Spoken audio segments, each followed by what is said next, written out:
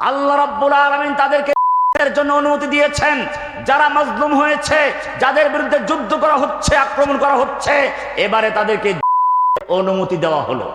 অনুমতি, ফরজ করা হয় নাই। এরপরে কিছুদিন পরে তৃতীয় ধাপে চলে আসলো। আল্লাহ রাব্বুল আলামিন এখন আর অনুমতি নয়, ফরজ করা হয়েছে কাতিলুল লাযিনা ইউকাতিলুনাকুম ওয়ালা তা'তাদু, তোমরা ওদের বিরুদ্ধে যারা তোমাদের উপর আক্রমণ করছে, যুদ্ধ করছে, তবে সীমা লঙ্ঘন করো না। ওদের নারীদেরকে, শিশুদেরকে, বুড়া মানুষদেরকে হত্যা করো না, ওদের ধর্মযাজকদেরকে হত্যা করো না, খবরদার সীমা লঙ্ঘন করবে না। তৃতীয় ধাপ চলে আসলো। এবারে চতুর্থ ধাপে চলে আসলো। যখন মুসলিমরা পূর্ণাঙ্গ শক্তি অর্জন করলো, প্রস্তুতি সম্পন্ন হয়েছে, আল্লাহ সুবহানাহু ওয়া তাআলা এবারে হুকুম দিয়ে দিলেন কাতিলুল লাযিনা লা ইউমিনুনা বিল্লাহি ওয়ালা বিল ইয়াউমিল আখির ওয়ালা ইউহাররিমুনা মা হারামাল্লাহ ওয়ালা ইয়াদিনুনা দীনাল হক্ক মিনাল লাযিনা উতুল কিতাবিল আখির আয়া। তাদের বিরুদ্ধে যারা আল্লাহর প্রতি ঈমান রাখে না, পরর বিশ্বাস করে না, যারা আল্লাহর হারামকৃত জিনিসকে হারাম বিশ্বাস করে না, যারা আল্লাহর দেওয়া আইনকে মানে না, এমনি ভাবে যারা আল্লাহর বিধানকে পরিবর্তন করে, আল্লাহর হুকুমকে যারা অমান্য করে, তাদের বিরুদ্ধে করো। কাতিলুহুম হাত্তা লা তাকুনা ফিতনা, ওদের বিরুদ্ধে করো যতক্ষণ পর্যন্ত ফিতনা চিরতরে নির্মূল না হয়। এই যুদ্ধ আল্লাহর রাসূল নিজে করেছেন, আল্লাহ নিজে যুদ্ধ করেছেন। কোরআন পরিষ্কার বলছে ফালাম তাকতুলুহুম ওয়ালাকিন্নাল্লাহ কাতালাহুম, তোমরা তাদের কারণে বদর যুদ্ধে যে কাফেরদের করা হয়েছে, আল্লাহ বলছেন ফালাম তাকতুলুহুম, তোমরা ওদের হত্যা করনি, ওয়ালাকিন্নাল্লাহ কাতালাহুম, বরং আল্লাহ ওদের করেছে। ওমা রামাইতা ইয রামাইতা ওয়ালাকিন্নাল্লাহ রামা, আপনি যখন নিক্ষেপ করেছিলেন, ধুলা মেরেছিলেন, ওদের অন্ধ করে দিয়েছিলেন, সেটা আপনি করেন নাই, আল্লাহ করেছেন।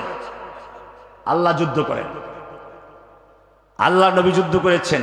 কোরআন পরিষ্কার বলছে ফাকাতিল ফি সাবিলিল্লাহি লা তুকাল্লাফু ইল্লা নাফসাক, যদি একজন লোক আপনার সঙ্গে না থাকে, আপনি চালিয়ে যান। ওয়াহারিদিল মুমিনিন, মুমিনদেরকে উৎসাহিত করুন। কোরআন আরো বলছে ইয়া আইয়ুহান নাবিয়্যু জাহিদিল কুফফারা ওয়াল মুনাফিকিনা ওয়াগলুজ আলাইহিম, হে নবী আপনি কাফের এবং মুশরিকদের বিরুদ্ধে, মুনাফিকদের বিরুদ্ধে করুন। ওয়াগলুজ আলাইহিম, ওদের বিরুদ্ধে কঠোর হন। হুকুম দিয়েছেন কে? আল্লাহ বলছেন শুধু আল্লাহই যুদ্ধ করছেন না, নবী যুদ্ধ করছেন না, এবারে যুদ্ধ করছেন সকল নবীরা। ওয়া কাআইয়িম মিন নাবিয়্যিন কাতালা মাআহু রিব্বিয়ুনা কাসীর, অনেক নবীরা যুদ্ধ করেছেন, তাদের সঙ্গে আল্লাহওয়ালারা যুদ্ধ করেছেন। ফামা ওয়াহানু লিমা আসাবাহুম ফি সাবিলিল্লাহি ওয়ামা দাউফু ওয়ামা ইসতাকানু, সেই নবীরা এবং তাদের সঙ্গে যারা আলেম ওলামা, আলেম বুজুর্গরা ছিলেন, পীর মাশায়েখ ছিলেন, তারা যুদ্ধ করেছেন। আল্লাহর রাস্তায় যুদ্ধ করতে গিয়ে তারা দুর্বল হন নাই, হীনমন্য হন নাই, অসহায় হন নাই, তারা আল্লাহর ভরসা করে যুদ্ধ চালিয়ে গেছে। সব নবীরা যুদ্ধ করেছে। করা শুধু ইসলামে আছে তাই না। আমি যদি বলি নামাজ যেরকম ফরজ, নামাজের শুরু থেকে শেষ পর্যন্ত যতগুলো কাজ আছে সবগুলো কোরআনে নেই, কিন্তু যদি বলি জিহাদের বিষয়, কিতালের বিষয়, শুরু থেকে শেষ পর্যন্ত সবগুলো কোরআনে আছে। নামাজের যেমন উযু আছে, কোরআনে আয়াত আছে ইযা কুনতুম ইলাস সালাতি ফাগসিলু ওয়ুজুহাকুম ওয়া আইদিয়াকুম, উযু করে নাও। ঠিক তেমনি ভাবে জিহাদের উযু আছে ওয়াইদু লাহুম মাসতাতাতুম মিন কুওয়া ওয়া মির রিবাতিল খাইল, তোমরা যারা আল্লাহর রাসূলকে ভালোবাসো, আল্লাহ নবীর দ্বীনকে জীবিত করতে চাও, কেবল মনে মনে আশা করলেই চলবে না। আল্লাহ বলছেন ওয়াইদু লাহুম মাসতাতাতুম মিন কুওয়া, তোমরা তোমাদের দুশমনদের বিরুদ্ধে করার জন্য শক্তি অর্জন করো, কুওয়া অর্জন করো। আমির রিবাতিল খাইল, ঘোড়া প্রস্তুত রাখো।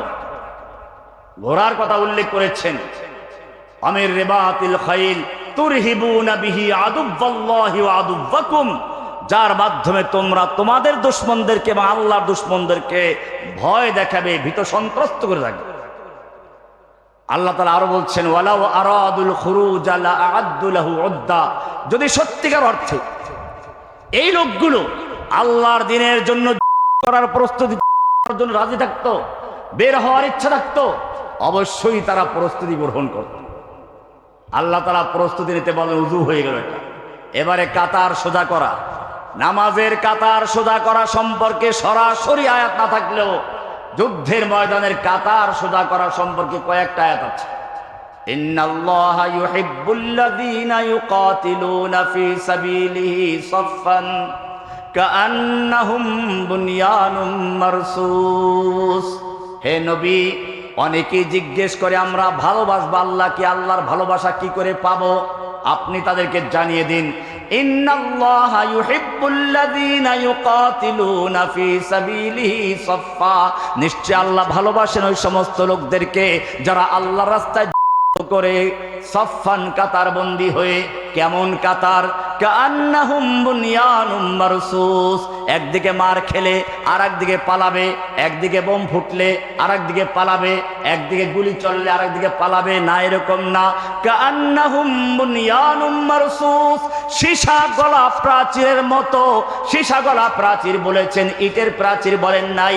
ইটের প্রাচীর যদি একদিকে ধাক্কা মারা হয় ভেঙে যাবে, আর একদিক দাঁড়িয়ে থাকবে, কিন্তু সীসা গলা প্রাচীর পুরোটা একটা দেয়াল, হয়তো ভেঙে পড়লে পুরোটা পড়বে, টিকে থাকলে পুরোটাই টিকে থাকবে। আল্লাহ তাআলা তাই বলেছেন, ইন্নাল্লাহা ইউহিব্বুল্লাযীনা ইউকাতিলুনা ফী সাবিলিহি, নিশ্চয় আল্লাহ ভালোবাসেন ওই সমস্ত লোকদেরকে যারা আল্লাহ রাস্তায় করে কাতারবন্দি হয়ে। কেমন কাতার? কাআন্নাহুম বুনয়ানুম মারসুস, যেন তারা সীসা গলানো প্রাচীর, ইটের প্রাচীর নয় যে একদিকে বাড়ি মারলে ভেঙে যাবে আর একদিক দাঁড়িয়ে থাকবে। কাআন্নাহুম বুনয়ানুম মারসুস, কাতার পাওয়া গেল। এবারে তাকবীরে তাহরিমা, নামাজের তাকবীরে তাহরিমায় হাত কোন পর্যন্ত উঠাতে হবে এইটা কোরআনে নাই বলি হাদিসে কয়েক রকম আছে, ইখতিলাফ হয়ে গেছে। কোন ইমাম বলেছেন কাঁধ পর্যন্ত, কোন ইমাম বলেছেন কান পর্যন্ত। হানাফি মাযহাবে কান পর্যন্ত, অন্য ইমামদের মত হচ্ছে কাঁধ পর্যন্ত। কিন্তু যুদ্ধের ময়দানে আপনি হাত কোন পর্যন্ত উঠাবেন কোরআনে স্পষ্ট করে বলছে, ফাইদা লাকিতুমুল্লাযীনা কাফারু, যখন যুদ্ধের ময়দানে কাতারবন্দি দাঁড়ালে, এখন তোমাদের সামনে কাফের দাঁড়িয়ে গেছে, ফাইদা লাকিতুমুল্লাযীনা কাফারু ফাদরবার রিকাব, ওদের গর্দান হাত উঠানো পাওয়া গেছে। এবারে বলছে রুকু সিজদা লাগবে না। অদরিবু মিনহুম কুল্লা বানান, ওদের প্রত্যেকটা জোড়ায় জোড়ায়, ওদের জোড়ায় জোড়ায় শক্তি দুর্বল করে দাও। ফাইদা আসখানতুমুহুম, এবারে তাশাহুদে বসা হলো, যখন বসে পড়লো, ফাইম্মা ফাসুদ্দুল ওয়াসাক, ভালো করে বান্ধ, রশি দিয়ে পিঠ মরা করে বান্ধ। বদরের যুদ্ধে বান্ধা হয়েছিল। মুসআব ইবনে উমাইরের ভাই উবাইদ ইবনে উমাইর, মক্কার ধনীর আদরের দুলাল, বদরের যুদ্ধে বন্দী হচ্ছে, সাহাবায়ে কেরাম পিঠ মরা করে বাঁধছেন। তখন তার ভাই মুসআব ইবনে উমাইর, যিনি মদিনায় সর্বপ্রথম হিজরত করেন, এই লোক যখন হিজরত করে তখন তার পরনের লুঙ্গি ছাড়া সব কাপড় চোপড় রেখে দেওয়া হয়। এই সেই সাহাবী যে সকালে একটা পোশাক পরতো, বিকেলে আর একটা পোশাক পরতো, কিন্তু হিজরত করে গেলেন খালি হাতে। মৃত্যুর পরে যখন তাকে শহীদ অবস্থায় পাওয়া গেল, শহীদের মাসলা হচ্ছে তার পরনের কাপড় দিয়ে তাকে কাপড় দিতে হবে, নতুন কাপড় দেওয়া হবে না। এখন যখন তার শরীরের কাপড় দিয়ে পা ঢাকা হয়, মাথা খুলে যায়, মাথা ঢাকা হয়, পা খুলে যায়।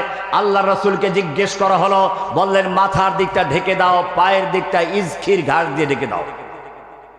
এই সাহাবী যখন দেখলেন তার ভাইকে বান্ধা হচ্ছে, ভাই দেখলো মুসআব বিন উমাইরকে, ডাক দিল, মুসআব তোমার লোকের আমাকে বাঁধছে, একটু ওদেরকে বলো না যেন না বাঁধে। মুসআব বিন উমাইর ডাক দিয়ে বলেছিলেন, আরে তুই আমার কিসের ভাই? আমার ভাই তো তারা যারা তোমাকে বাঁধছে, ওকে ভালো করে বাঁধো। ওর মা বড় ধনী মানুষ, অনেক টাকা দিয়ে মুক্তিপণ দিয়ে ছাড়াতে আসবে। কোরআনে আয়াত নাজিল হয়ে গেছে, লা তাজিদু কওমান ইউমিনুনা বিল্লাহি ওয়াল ইয়াউমিল আখির ইউআদ্দুনা মান হাদ্দাল্লাহা ওয়া রাসূলা, যারা ঈমানদার, আল্লাহকে বিশ্বাস করে, পরকালে বিশ্বাস করে, লা তাজিদু কওমান, এইরকম যারা ঈমানদার তুমি তাদেরকে কখনোই দেখতে পাবে না। ইউআদুনা মান হাদ্দাল্লাহ ওয়া রাসূলা, তারা আল্লাহ এবং আল্লাহর রাসূলের দুশমনদেরকে আবার ভালোবাসবে। ওয়ালাউ কানু আবাহুম, হোক না সে নিজের আপন পিতা। পিতা পুত্র যুদ্ধের ময়দানে সামনাসামনি হয়েছে। আবু বকরের ছেলে আব্দুর রহমান তখন ইসলাম কবুল করেন নাই। ইসলাম কবুল করার পরে বলল, আব্বু বদরের যুদ্ধে তিনবার তুমি আমার তরবারির নাগালে এসেছিলে, ইচ্ছে করলে একটা আঘাত করে তোমাকে দ্বিখণ্ডিত করতে পারতাম, কিন্তু তুমি আমার আব্বা, সেজন্য আমি তোমাকে আঘাতটা করি নাই। আবু বকর বললেন, আরে আমার ছেলে, যদি বদরের যুদ্ধে একবারের জন্য আমি তোমাকে তরবারির নাগালে পেতাম, আল্লাহর হুকুম বাস্তবায়ন করার জন্য, আল্লাহর ভালোবাসার প্রমাণ দিতে গিয়ে তোকে ফেলতাম। আয়াত নাযিল হয়ে গেছে, ওয়ালাউ কানু আবাআহুম আও ইখওয়ানাহুম আও আবনাআহুম আও ইখওয়ানাহুম। ইখওয়ান ওই যে মুসআব বিন উমাইরের কথাটা এখানে বলা হয়েছে। আও আশিরাতাহুম, ওমর বিন খাত্তাব রাদিয়াল্লাহু তাআলা আনহু। বদরের যুদ্ধের বন্দীদের জন্য পরামর্শ হচ্ছে। আল্লাহর রাসূল জিজ্ঞেস করলেন কি করা যায়। বেশিরভাগ সাহাবায়ে কেরাম পরামর্শ দিলেন, এরা মক্কার বড় বড় নেতা, ইসলাম কবুল করলে অনেক কাজে আসবে, তাছাড়া আমাদের টাকা পয়সারও প্রয়োজন, এদেরকে মুক্তিপণ নিয়ে ছেড়ে দেওয়া হোক। ওমর বললেন, না, এরা মক্কার নেতা, এদের সবগুলো এবং না শুধু যে যার আপন, যে যার আত্মীয় তাকে সে করবে, আমার আত্মীয় আছে অমুক অমুক, তাদেরকে আমার হাতে দেওয়া হোক, আমি ওদের। মূলত আল্লাহর মানসা এটাই ছিল। সে ঘটনা অনেক দিকে এই আয়াতের প্রেক্ষিতে নাযিল হয়ে যায়। ওয়াশিরাতাহুম, হোক না তারা নিজের আত্মীয় স্বজন, কোনো পরোয়া করেন আল্লাহর ভালোবাসা দিতে গিয়ে। আর আপনি সেই সাহাবীদের অনুসরণ করার দাবি করেন, নিজের ছেলেকে মাদ্রাসায় পড়তে দেয় না, যদি গরিব হয়ে যায় কি খাবে? ভোর রাতে ফজরের নামাজ পড়তে উঠায় না, ছেলের ঘুম নষ্ট হয়ে যাবে, আবার দাবি করে আশিকের রাসূল। আল্লাহ তাআলা বলছেন, ওয়ালাউ কানু আবাহুম আও আবনাহুম আও আশিরাতাহুম উলাইকা কাতাবা ফি কুলুবিহিমুল ঈমান। এরাই হচ্ছে তারা যাদের অন্তরে আল্লাহ ঈমান লিপিবদ্ধ করে দিয়েছেন, ঈমানের বীজ রোপণ করেছেন। সাহাবায়ে কেরামরা সে পরীক্ষা দিয়েছেন। বলছিলাম যে বিষয়টা, জিহাদের বিষয়টি অত্যন্ত গুরুত্বপূর্ণ একটি অধ্যায়। আল্লাহর নবী যুদ্ধ করেছেন, সাহাবায়ে কেরাম যুদ্ধ করেছেন। জেনে রাখবেন, আপনার আমার চেয়ে আল্লাহর নবী অনেক বড় বুজুর্গ ছিলেন। আল্লাহর নবী আবার আপনার আমার চেয়ে অনেক তাহাজ্জুদ গুজার ছিলেন। আল্লাহর নবী নিজে যুদ্ধ করেছেন, রক্তাক্ত হয়েছেন। আল্লাহর নবীকে আল্লাহ কত ভালোবাসেন জানেন? আল্লাহর নবী রাস্তা দিয়ে চলতে গেলে মেঘ এসে ছায়া দেয়, পেশাব করতে গেছেন, খেজুর গাছ দৌড়ে এসে আল্লাহর নবীকে আড়াল করে দিয়েছে, হাদিসে আছে এটা। আল্লাহর নবী মজলিসে আলোচনা করছেন, সাহাবায়ে কেরামদের কারো আওয়াজটা নবীর আওয়াজের চেয়ে একটু বড় হয়ে গেছে। সঙ্গে সঙ্গে আল্লাহ তাআলা প্রতিবাদ করে নাজিল করে দিলেন, ইয়া আইয়ুহাল্লাযীনা আমানু লা তারফাউ আসওয়াতাকুম ফাওকা সাওতিন নবী। হে ঈমানদারগণ, খবরদার খবরদার, নবীর আওয়াজের চেয়ে জোরে আওয়াজ করে কথা বলবি না। এমনটা যদি করিস, আন তাহবাতা আমালুকুম, তোদের জীবনের সমস্ত আমল বরবাদ হয়ে যাবে। যত সালাত, সিয়াম, হজ, যাকাত, জিহাদ, কিতাল, যত নেক আমল করেছো, তাসবিহ তাহলিল করেছো, ফরজ হজ করেছো, নফল হজ করেছো, উমরা করেছো, সবগুলো বরবাদ হয়ে যাবে। ওয়া আনতুম লা তাশউরুন, টেরও পাইবা না। নবীর আওয়াজের চেয়ে জোরে আওয়াজে কথা বলছে। নবীর আওয়াজের চেয়ে জোরে আওয়াজ করে কথা বললে ওহী নাযিল হয়ে যায়। আরো সামনে চলুন, নবী তাহাজ্জুদের নামাজ পড়তে উঠছেন, পা ফুলে যাচ্ছে। কোরআন বলছে, মা আনজালনা আলাইকাল কুরআনা লিতাশকা। হে নবী, এই কোরআন তো এজন্য নাজিল করি নাই আপনি রাত জেগে জেগে পা ফুলিয়ে ফেলবেন। ইয়া আইয়ুহাল মুযাম্মিল কুমিল লাইলা ইল্লা কালিলা। ও মুযাম্মিল, আপনি রাত্রি জাগরণ করুন, তাহাজ্জুদ পড়ুন, ঠিক আছে, কিন্তু সারা রাত্র কোনো প্রয়োজন নাই। কুমিল লাইলা ইল্লা কালিলা, রাত্রি জাগরণ করুন, তবে কিছুক্ষণ ঘুমিয়ে নিন। নিসফাহু আবিলকুস মিনহু কালিলা আও জিদ আলাইহি ওয়ারাত্তিলিল কুরআনা তারতিলা। অর্ধেক রাত্র বা তার চেয়ে একটু কম বা তার চেয়ে একটু বেশি, আপনি যেমন সারা রাত্র তাহাজ্জুদ পড়লে খুশি হন, ইবাদত করলে খুশি হন, আমি আল্লাহ আপনাকে ঘুমন্ত দেখলেও খুশি হই। এত মায়া নবীর জন্য আরো সামনে চলুন। আল্লাহর নবীর উপরে কোরআন নাজিল হতে শুরু করলো। হেফজোখানার বাচ্চারা যেরকম মুখস্থ করার জন্য ঠোঁট নাড়াচাড়া করে আর মাথা ঝুলায়, আল্লাহর নবী ঠোঁট নাড়াচাড়া করে কোরআন মুখস্থ করতে শুরু করলেন। আল্লাহ তারা এত কষ্ট দিতে চান না নবীকে, কি মায়া ওহী নাযিল হয়ে গেল। লা তুহাররিক বিহি লিসানাকা লিতাজালা বিহি ইন্না আলাইনা জামাহু ওয়া কুরআনা। হে নবী, কোরআনকে দ্রুত মুখস্থ করার জন্য আপনি ঠোঁট নাড়াচাড়া করার কোনো প্রয়োজন নেই।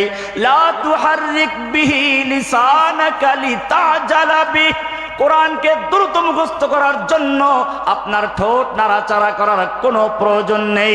ইন্না আলাইনা জামাহু ওয়া কুরআনা, গোটা কোরআনকে নূর বানিয়ে আপনার সিনায় জমা করে দেওয়ার দায়িত্ব আমি আল্লাহ নিজে গ্রহণ করেছি। কি মায়া! এই নবী যখন তায়েফের ময়দানে মার খাচ্ছেন, এই নবী যখন উহুদের ময়দানে মার খাচ্ছেন, আল্লাহ তাআলা দেখতে পাচ্ছিলেন কিনা? আল্লাহ দেখতে পাচ্ছিলেন কিনা? আল্লাহর ফিরাবার ক্ষমতা ছিল কিনা? ফিরাইছিলেন নাকি? কেন ফিরান নাই? নবীর সঙ্গে মহব্বত কমে গিয়েছিল নাকি? আল্লাহ সেটা উত্তর দিয়েছেন, অদ্দুহা ওয়াল্লাইলি ইযা সাজা মা ওয়াদ্দাআকা রাব্বুকা ওয়া মা ক্বালা। হে নবী, আপনাকে আপনার রব ছেড়েও দেন নাই, আপনার প্রতি অসন্তুষ্ট হন নাই। বলে তাহলে আমাকে এত মারলো, রক্তাক্ত করলো, দান দান শহীদ করে ফেললো, আপনি কেন ফিরান নাই? কোরআন জানিয়ে দিচ্ছে, আম হাসিবতুম আন তাদখুলুল জান্নাহ। ওই সমস্ত লোকদের বুঝাবার জন্য যারা যুগ যুগ ধরে বুখারী পড়ায়, তারপরে জিহাদের বিরুদ্ধে ফতোয়া দেওয়ার জন্য, মূর্খ লোকদেরকে খুশি করার জন্য, শাসকদের খুশি করার জন্য 1 লক্ষ ভুয়া মুফতির ফতোয়া দিয়ে তারপরে কিতাব লিখে জালিমদেরকে সাহায্য করে।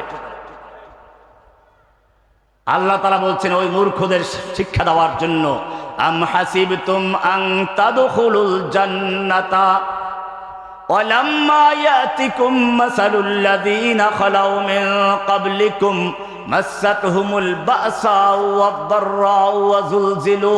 আম হাসিবতুম, তোমরা কি মনে করেছো, আন তাদখুলুল জান্নাতা, খুব সহজে জান্নাতে প্রবেশ করে যাবে। ওয়ালাম্মা ইয়াতিকুম মাসালুল লাযীনা খালাউ মিন ক্বাবলিকুম,